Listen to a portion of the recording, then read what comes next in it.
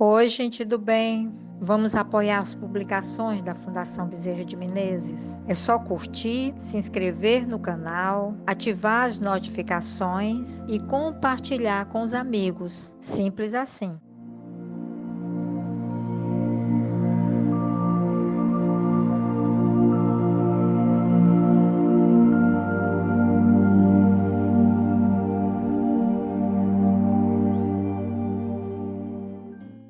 Olá, amigos.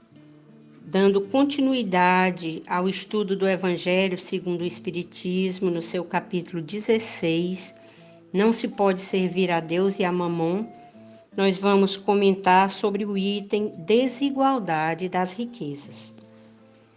A desigualdade das riquezas é um dos problemas que inutilmente se procurará resolver, desde que se considere apenas a vida atual.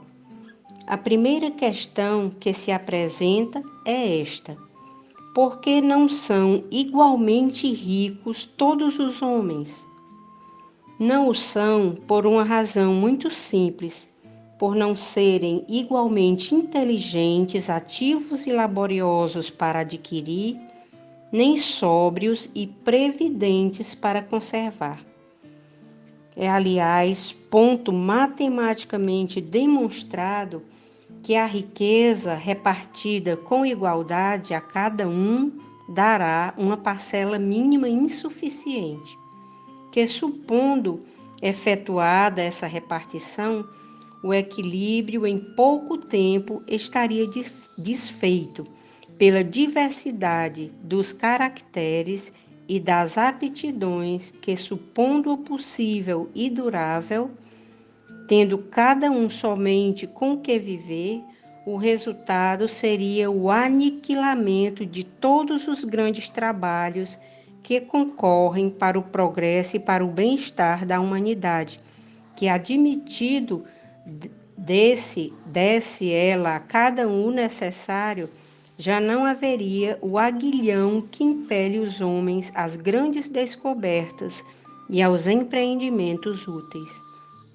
Se Deus a concentra em certos pontos, é para que daí se expanda em quantidade suficiente de acordo com as necessidades.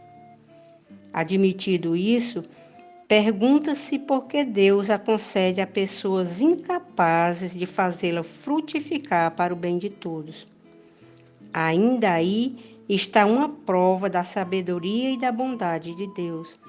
Dando-lhe o livre-arbítrio, quis ele que o homem chegasse, por experiência própria, a distinguir o bem do mal, e que a prática do primeiro resultasse de esforços e da sua vontade. Não deve o homem ser conduzido fatalmente ao bem nem ao mal, sem que não mais fora senão instrumento passivo e irresponsável, como são os animais. A riqueza é um meio de experimentar moralmente, mas como ao mesmo tempo é poderoso meio de ação para o progresso, não quer Deus que ela permaneça longo tempo improdutiva, pelo que incessantemente a desloca.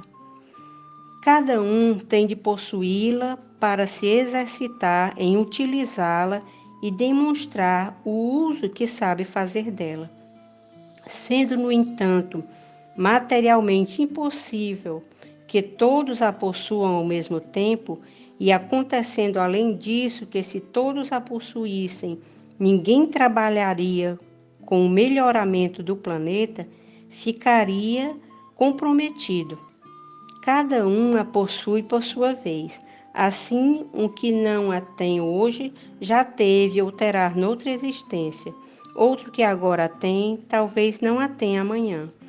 Há ricos e pobres, porque, sendo Deus justo como é, a cada um prescreve trabalhar a seu turno. A pobreza é, para os que sofrem, a prova da paciência e da resignação. A riqueza é para os outros a prova da caridade e da abnegação.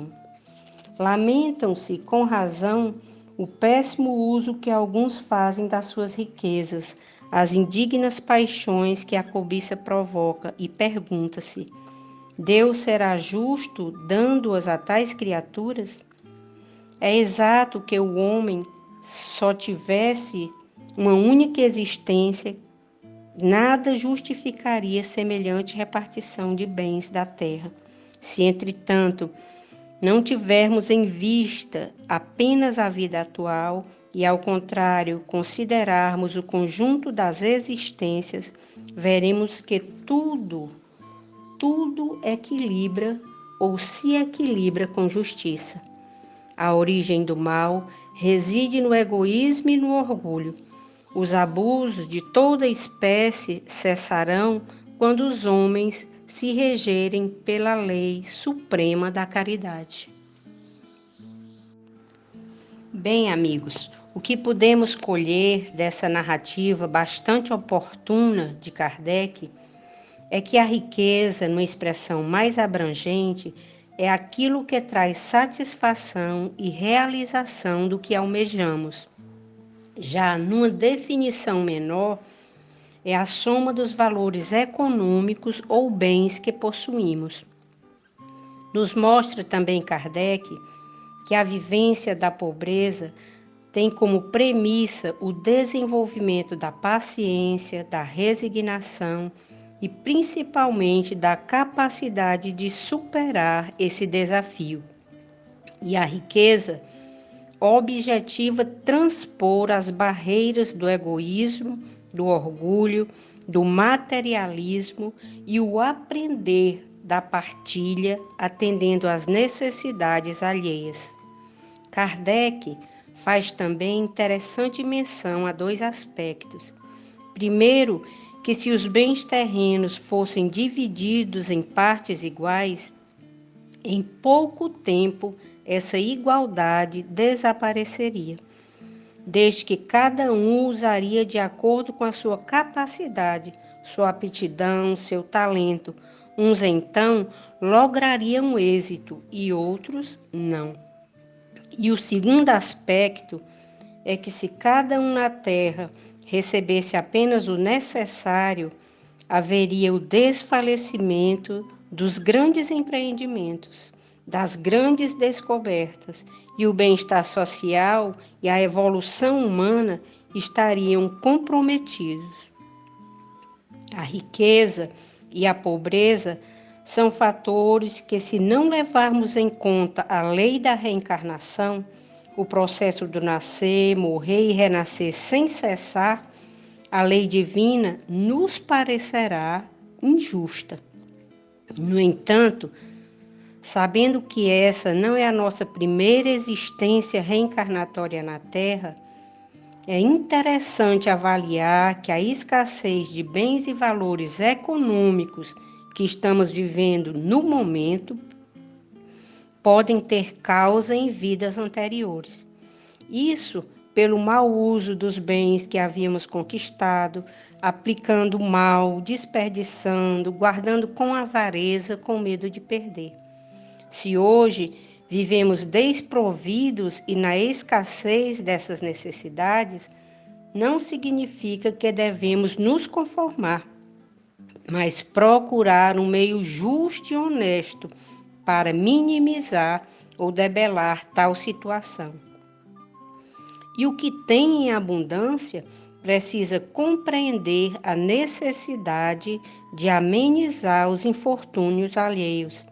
A riqueza não foi concedida somente para se ser rico, mas para contribuir, concorrer para a melhora do outro, a melhora da humanidade. Portanto, meus amigos, o mais importante é que cada um, dentro da sua parcela de participação na vida, desenvolva bens morais e espirituais e viva com inteligência e bastante sabedoria. Assim seja e assim será.